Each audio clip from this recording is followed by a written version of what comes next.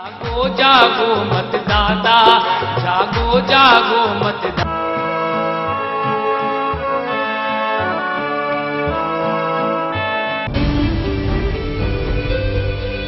Good morning friends, जैसा कि आप सभी जानते हैं लोकसभा चुनाव का बिगुल बज चुका है। इसी सिलसिले में मंथन युवा संस्थान और पीवीएल नजर टीवी की विशेष प्रस्तुति मतदाता जागरूकता अभियान कार्यक्रम में आप सभी का स्वागत है। मैं इस वक्त खड़ी हूँ रांची के ईस्ट जेल रोड के मेंटर इंस्टीट्यूट में, जहां हमारे साथ बहुत सारे हमारे युवा साथी मौजूद हैं, जहां हम अपने युवाओं से जानेंगे कि वो कैसा नेता चुनना चाहते हैं और घोषणा पत्र में उनके अनुसार कौन सी मांगे होनी चाहिए। तो आइए चलते हैं स्टूडेंट से बात करने के लिए। जैसा कि मैंने आपको बताया कि मैं इस वक्त खड़ी हूँ रांची के मेंटर इंस्टीट्यूट में, तो आप देख रहे हैं यहाँ हमारे साथ बहुत सारे युवा साथी हमारे मौजूद हैं और लोकसभा चुनाव में इस बार युवाओं की संख्या ज्यादा है, तो हम इनसे जानना चाहते हैं कि मैनिफेस्टो क्या होना चाहिए इनके अनुसार और ये कैसा नेता चुनना चाहते हैं। तो आइए हम बात करते हैं अपने युवा साथियों से। जी, आपका नाम? मेरा नाम दिनेश कुमार कुशवाहा हुआ।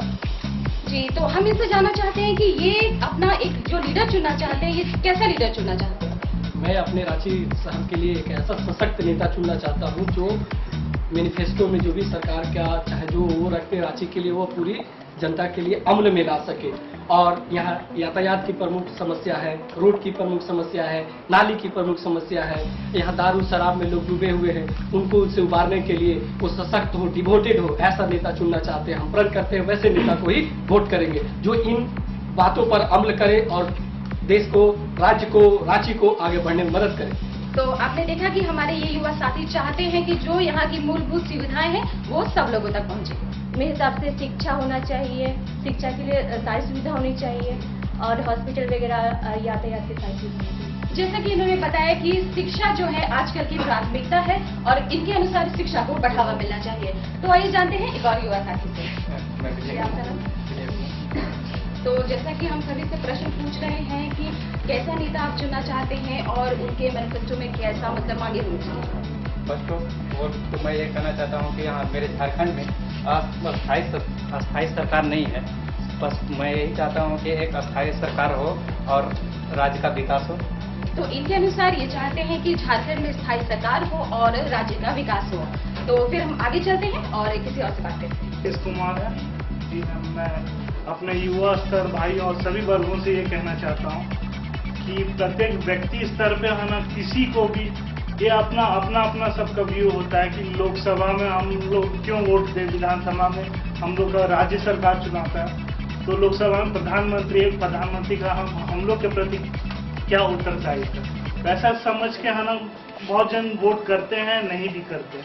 लेकिन मेरा मानना है कि सरकार वैसी है जो अल्पसंख्यक के गठबंधन सरकार द्वारा न बने और कोई भी मैनिफेस्टो अगर आता है तो वो प्रत्येक व्यक्ति के सुझावों या गली मोहल्लों के उपरांत उनकी सुझावों के अनुसार माने लागू किया जाए। तो ये चाहते हैं कि जो भी मूलभूत सुविधाएं हैं वो जितने भी जनता है, नागरिक है, गली मोहल्ले के जितने भी लोग हैं सब तक पहुंचे।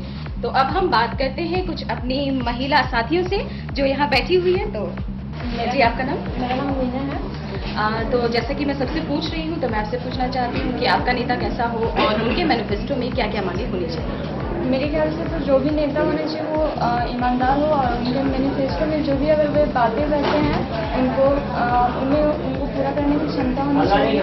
और मेरे ख्याल से यहाँ पे महिलाओं को लेकर राज्य में ज़्यादा ही असुविधा होती है, रात में निकलने में या कहीं भी असुरक्षित रहती है महिलाएँ, इसलिए और एजुकेशन में भी ज़्यादा ध्यान देना चाहिए। बहुत रूरल एरिया है जहाँ एजुकेशन की अभी बहुत कमी है, तो इसलिए वहाँ डेवलपमेंट होना चाहिए। तो इन्होंने बताया कि इन्होंने प्राथमिकता दी शिक्षा के बारे में और महिला सुरक्षा के बारे में।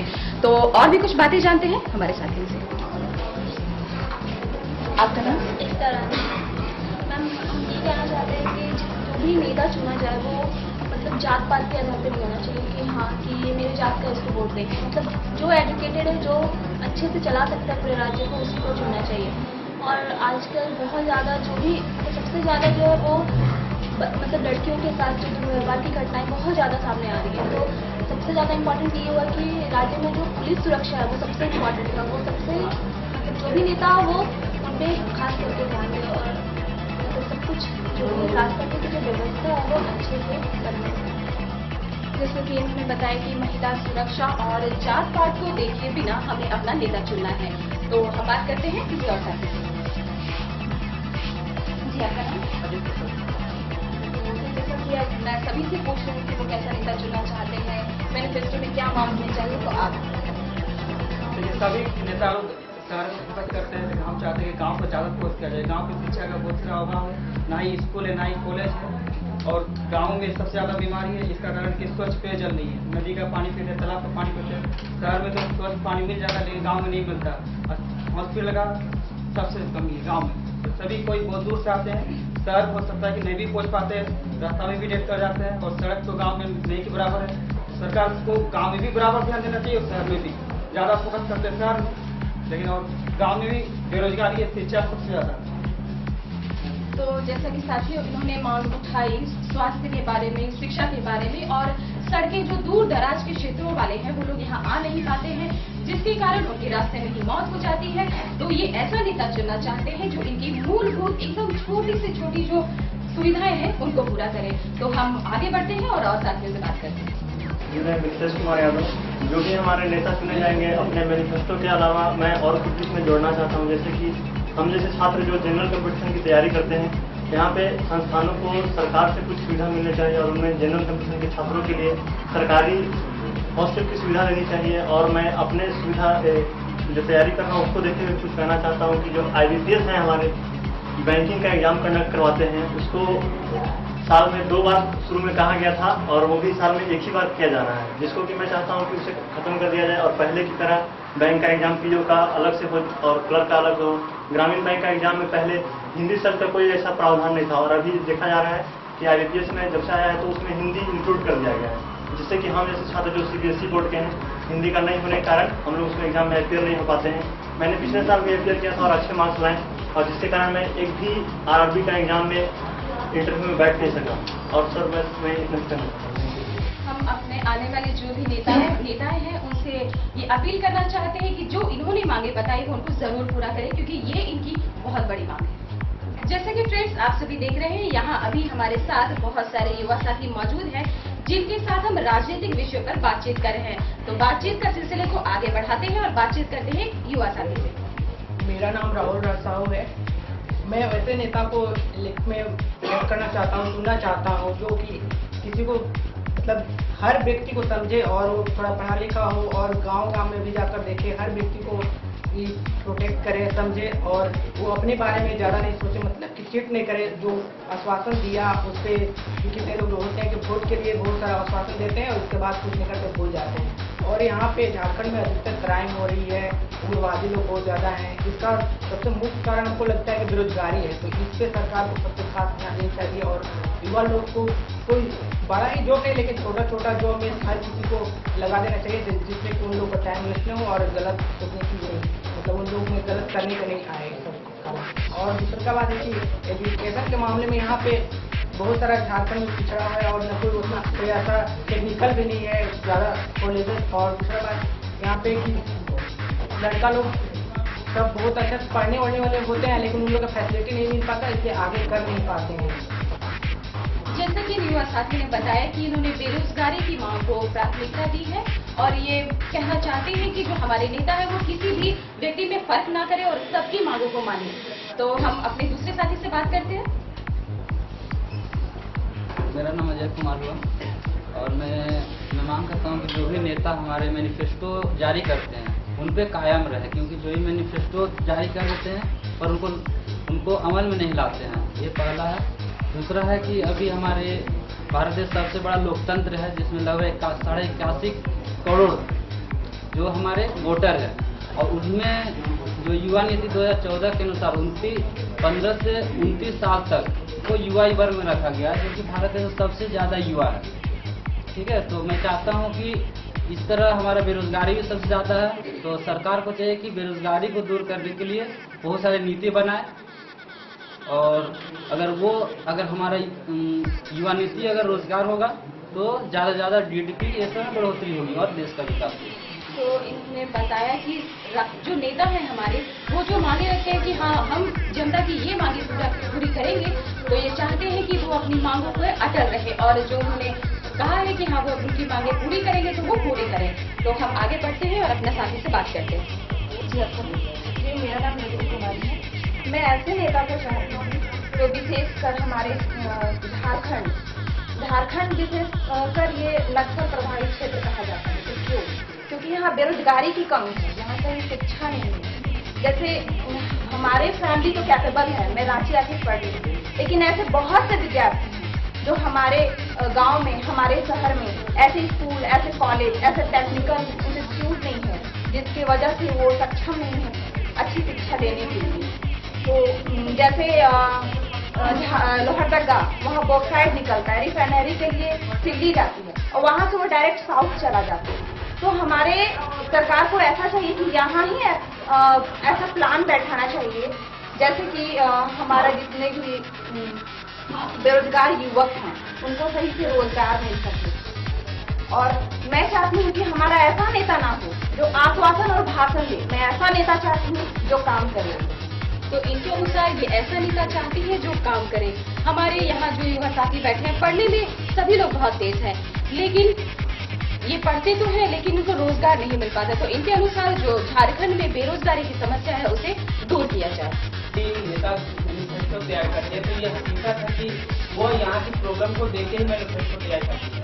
यदि रांची का मैनिफेस्टो देखना है तो मुंबई का मैनिफेस्टो यहाँ होना नहीं करेगी। यहाँ पर जो प्रॉब्लम है वही चीज को करती है, लेकिन हकीकत यह है कि उस चीज को पूरा नहीं करती। यदि करती है कुछ हद तक तो शर्त ऐसे लगा देती है कि जितना मतलब परेशान हो जाता है। अब जैसे देखिए अरविंद केजरीवाल का बोला था कि 500 लीटर तक पानी फ्री देंगे, यदि 750 फ्री देंगे और 1 लीटर भी अच्छा करेंगे तो 750 का पैसा जुड़ के देंगे। तो ये मैनिफेस्टो ये नहीं हुआ। और जहाँ तक आप लोकसभा का प्रतिनिधित्व कर रहे हैं, जाके PM बनाएंगे तो आप हर सेक्टर को ना देखिए। गवर्नमेंट जॉब यदि दिलाते हैं, इंडिया में 10% गवर्नमेंट जॉब मुश्किल से होगा। यदि इस 10% को फैसिलिटी देने के लिए आप 90% को क्यों परेशान कर रहे हैं? दिए 100% करिए, क्या अपना जेब से पैसा दीजिएगा कि हम लोगों का पैसा दीजिएगा? आप किसी भी गवर्नमेंट को फैसिलिटी देते हैं तो क्या अपने बल पे देते हैं? नहीं, कहीं ना कहीं उससे हमारा ही पैसा जाता है। और यदि मैनिफेस्टो तैयार करते हैं तो उसमें आपका स्वार्थ नहीं, हमारा स्वार्थ झलकता है। लेकिन अफसोस कि हमारा स्वार्थ आप छीन रहे हैं, उसको पूरा नहीं कर रहे हैं। रूल ऐसा बनाते हैं, हम देख के भी चुप रहते हैं। एक्सीडेंट होता है, सब रखा हुआ है, यदि उसको तत्काल हॉस्पिटल ले जाया जाए तो शायद वो बच जाए, शायद क्या 90% बच जाएगा। लेकिन शर्त ऐसा है कि हम उसको लेके जाते हैं तो हम मेरे ऊपर छानबीन होगा, ना कि उसके ऊपर उसको एक्सीडेंट करके गया।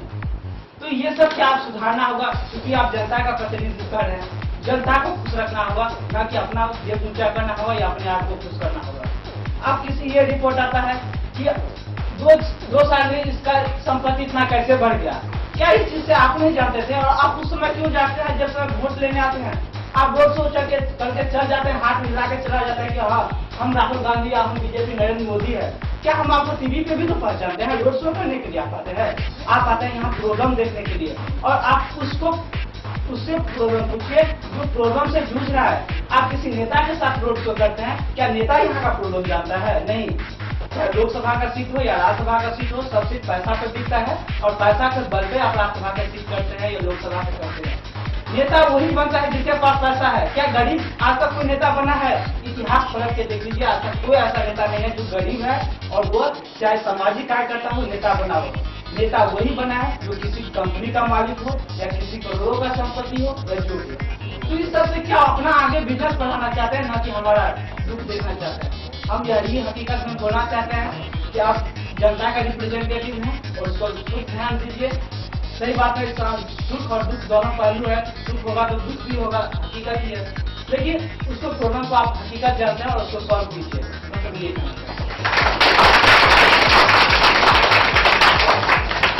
यही हमारे युवा साथी है जो भविष्य को बदल सकते हैं। इनकी मांग है कि सरकार और नेता जो लोगों के सामने कहते हैं कि हम उनकी ये सुविधाएं पूरी करेंगे, तो ये चाहते हैं कि सरकार और नेता अपने उस वादे को पूरा करें। बातचीत का सिलसिला और आगे चलता रहेगा, लेकिन यहाँ रुकते हैं एक छोटे से विराम के लिए।